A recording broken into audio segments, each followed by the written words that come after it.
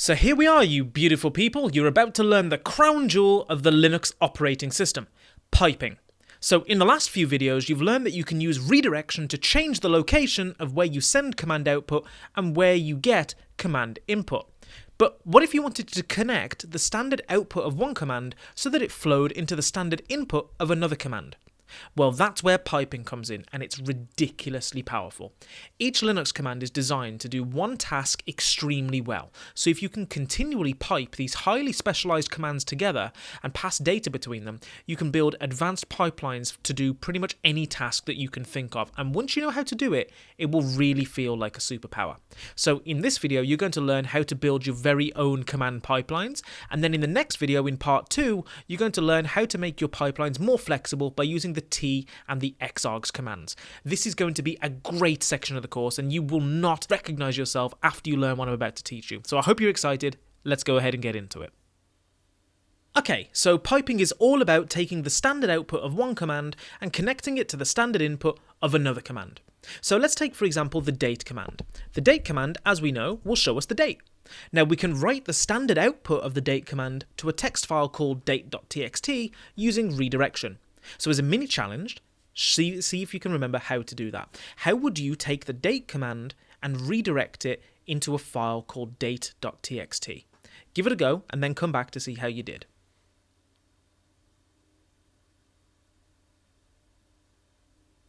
Did you manage it?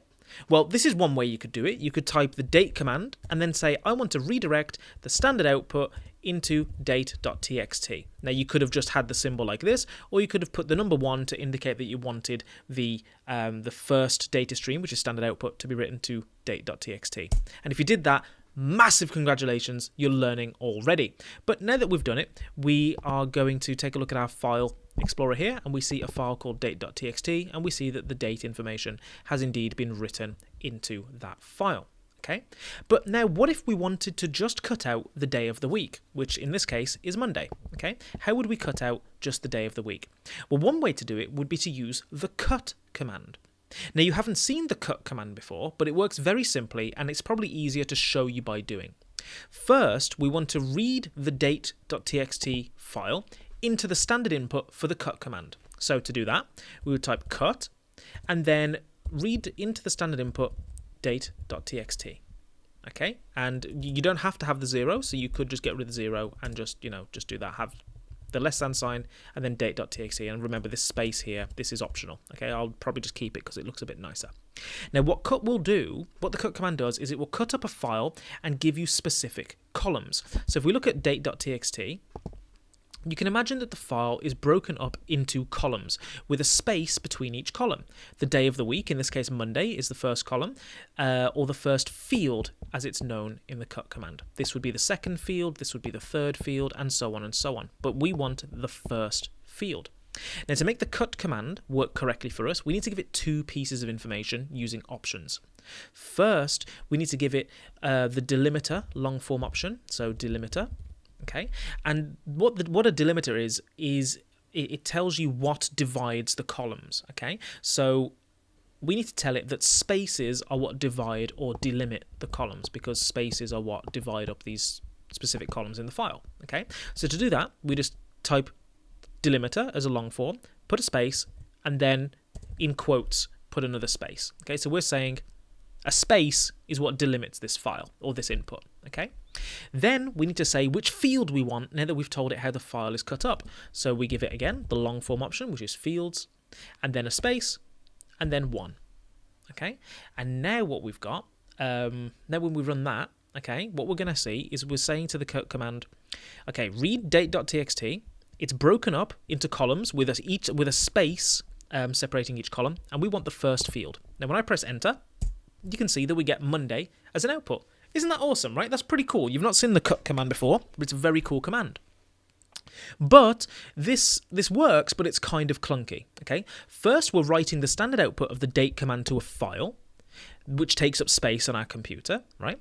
Then we have to read that file into the cut command.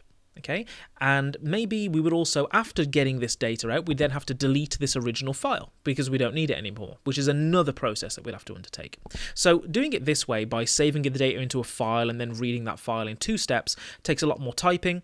It makes unnecessary files, which then you've got to remove, or they just take up space, and it's just an inefficient and awkward way of doing things. So instead, we can pipe the standard output of the date command directly into the standard input of the cut command. Okay, so if I just use the up arrow key to keep what we had before, okay, now instead of saying read into the standard input of the cut command date.txt, what I'm going to do is I'm going to type date and then use this pipe symbol. Now this pipe symbol you can find by holding shift and then backslash on your most keyboards anyway. So yeah, that's the way it is on most keyboards, but if it's not there on your keyboard, if it's not possible by holding shift and backslash, just hop onto a search engine and look for how to do the pipe symbol on your keyboard layout. If you have trouble finding it, it should come up straight away. But now what's happening is we're saying pipe the data from the date command standard output into the cut command's standard input. Now, because date.txt was effectively the standard output from the date command, this is going to have the same effect. So when we press enter, ta-da, we get Monday out. And this happened all in one step. So that's really cool. We managed to take the data straight from the date command and pipe it into the standard input of the cut command so that it could be operated on. We gave the cut command some options that allowed us to cut out directly the name of the day of the week. Now I'm just going to press the up arrow key, and now I'm going to show you something really cool. What we can do is we can actually output that data into a file. Okay, so we could actually save that using redirection into a file called today.txt. So check this out. We're using the date command to get all this information here. We're cutting it out to get just Monday, and then we're writing that data into a file called today.txt. Pretty awesome, right? So let's try it. Let's go ahead and press enter. Ta-da! And now that's gone out. It hasn't come up on the screen this time.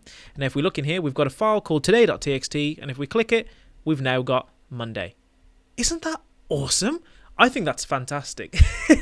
Now, as a side note, it doesn't actually matter where I put the redirection, okay? So I could have the redirection at the end here. I could have the redirection over here, and it would still work exactly the same, okay? That works absolutely fine. I could even actually put it in between the different options. So I could put it here. And that will also work exactly the same. Okay, and we're still getting today.txt with Monday inside. So that's just something to bear in mind. Okay, don't be scared about typing stuff wrong. All of these are valid ways to do it, but some are just a lot more readable than others. Okay, but let's say that instead of redirecting, we wanted to send the standard output of the cut command to yet another command. How would we do that? How would, instead of saving it into a file, how would we send the data from the cut command into yet another command? Well, it's simple. You just add another pipe, okay? So you just say, okay, let me cut that out. Let me just put another pipe. And then let's say I put a command and I've got some options and then I've got some command line arguments, and that's how that would work, okay?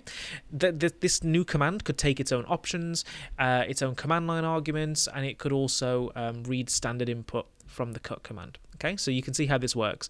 We're taking the date command, piping that output into standard input of the cut command, giving the cut command its own options. Then we're piping that output into another command, giving that command its own options and its own command line arguments, and so on and so on and so on. Okay, you can just keep on going, piping these things together, doing what you want and giving them options as you wish. So this is what gives the whole Linux terminal its power. Okay, up until now we've been doing things that are cool but not really necessarily useful. But when you can combine together really powerful commands and have them operating exactly the way that you want to, and pipe the data between them and all over your computer, it really gets amazing. So you can see that this piping stuff can go on, and you can see how to build up powerful pipelines this way. Is actually really straightforward. You just pipe together different commands. Isn't that awesome? So let me ask you a question. What if we wanted to actually keep the whole date in a file and then pass it into a pipe? Well, we can't simply use a redirection at the end here because we're already passing the standard output of the date command into the cut command, right? So we can't really save it in a file because we're already passing it on down the pipeline. And if we tried to do it, if we tried to, let me just get rid of the end here. If we tried to just pipe the output into date.txt, if we do that, then let me just delete everything we've got in here so we can see the effect. If I try this, we'll see that all we get is just date.txt. Okay, the whole data is saved into date.txt, but then there's nothing to pass on into the cut command. Okay, this is because redirections are processed before pipes when in the shell. So it will find the redirection and do that before it ever sees the pipe. Okay, and this basically breaks our pipeline. So the data can't really go two places at once.